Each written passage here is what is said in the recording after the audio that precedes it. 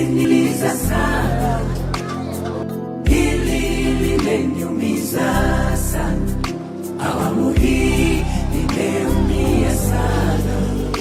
Mungu wangu nisaidie,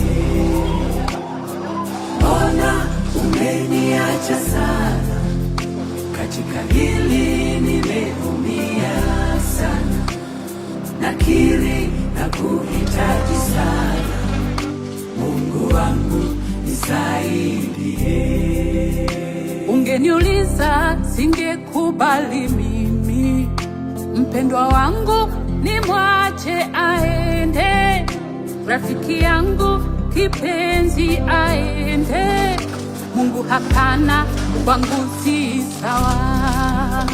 Ile mipango tulipanga imezima, kwako ni sawa, ila nabaki peke. Mimi nilianza kazi hapa 1994 nikiwa kijana mdogo.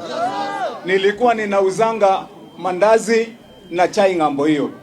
Nikakuja hapa nikaanza kuosha magari. Baada ya kuosha magari nikapanda ngazi kidogo nikaanza kuuza hayo magari. Baada ya kuuza magari sasa ndio biashara, bado nikaanza mambo ya transport. Nimejilelea hapa kutoka kijana, na wakati nilikuja hapa nilienda mpaka kule kwa watu ya reli. Nikachukua lease ya 65 na ninalipanga kila mwezi tunalipa. Lakini haya ambayo yametokea leo ni mipango ya siasa. And I'm asking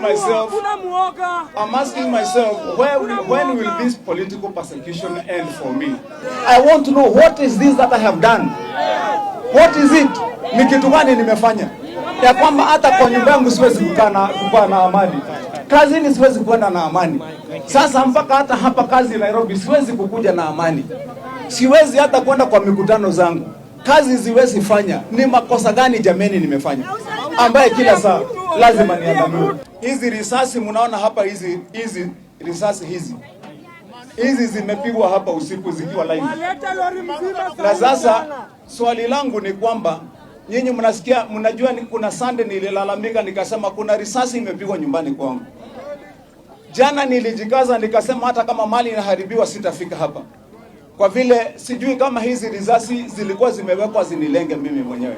Tuko na court orders which was signed wakati tulisikia wanatutishia wanakuja usiku. Wamekuja karibu mara 5 mfululizo, lakini jana wamekuja mpaka kupiga risasi, kupiga mpaka live, kupiga mpaka tear gas, ndio wafaulu kwa ile kitu yenye walikuwa wanakuja kufanya. Jana asubuhi Relus walikuwa na sisi kotini na magistrate akapatiana order ya kusema wasiingie hapa na wasibomoe chochote. Saa 9 jana wote walikuwa wamesaviwa, hadi OCPD wa Railways wote walikuwa served. Kwa hivyo kuja kwao jana usiku was an act of impunity. Wanaokuamini Yesu, nitie nguvu Baba, nimechoka, moyo unauma, nimechoka, nisaidie Baba, nimechoka, peke yangu mimi siwezi. tufundishe Mungu